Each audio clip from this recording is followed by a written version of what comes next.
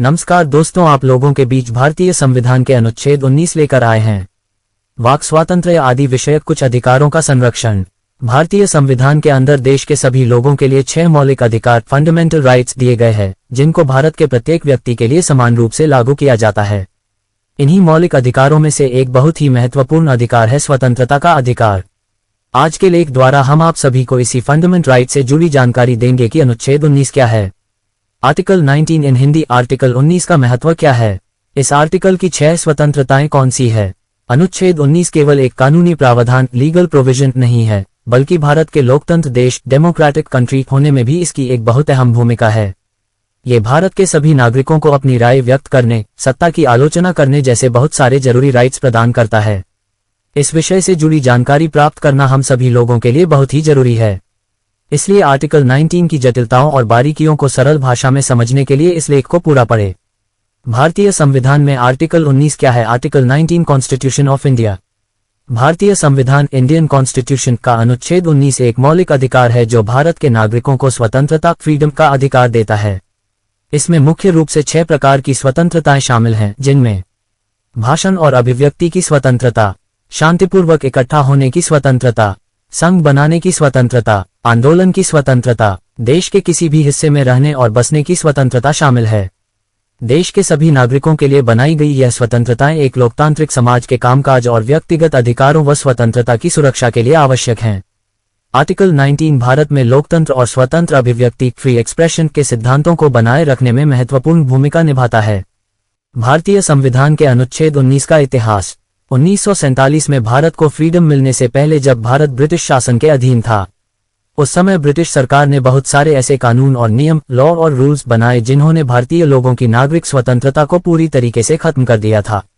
अंग्रेजों द्वारा भारत के लोगों के पर नियंत्रण करने के लिए भाषण और अभिव्यक्ति, सभा और संघ की स्वतंत्रता को अक्सर दबा दिया जाता था। महात्मा गांधी, जवाहरलाल नेहरू और अन्य नेताओं के नेतृत्व में भारत की आजादी के आंदोलन का उद्देश्य न केवल ब्रिटिश शासन को समाप्त करना था, बल्कि एक लोकतांत्रिक और न्यायपूर्ण समाज की स्थापना करना भी था। आजादी प्राप्त करने के बाद भारत ने राष्ट्र नेशन पर शासन करने के लिए एक नए संविधान का मसौदा ड्राफ्ट तैयार करने की प्रक्रिया शुरू की। Doctor B.R. की अध्यक्षता में संविधान सभा अम्बेडकर ने संविधान को आकार देने में महत्वपूर्ण भूमिका निभाई।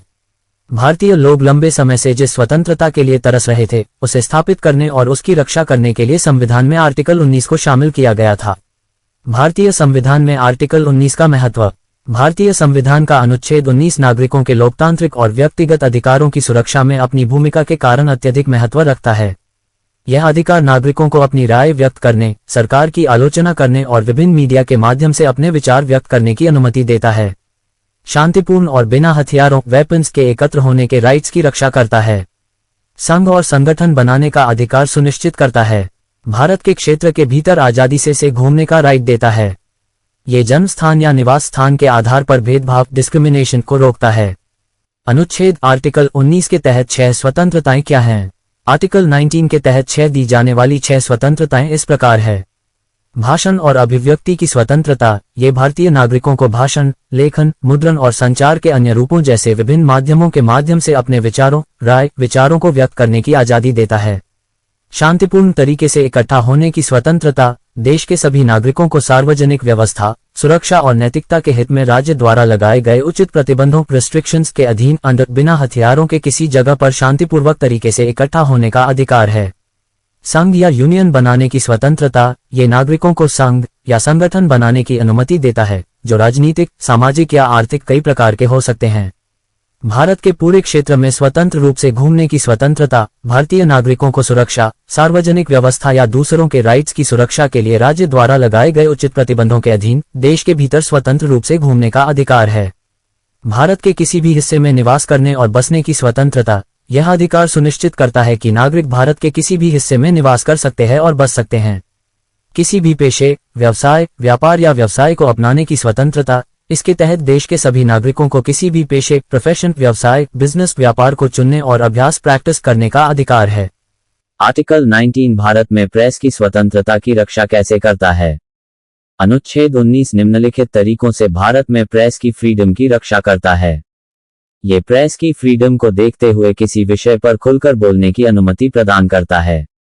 ये पत्रकारों और मीडिया संगठनों को सरकारी सेंसरशिप के बिना समाचार, राय और जानकारी रिपोर्ट करने और प्रकाशित पब्लिश करने की अनुमति देता है।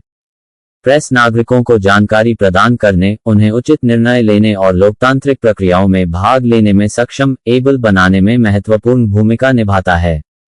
पत्रकारों को सरकारी भ्रष्टाचार, गवर्नमेंट करप्शन और कदाचार मिसकॉन्डक्ट की जांच करने और उजागर करने का अधिकार देता है।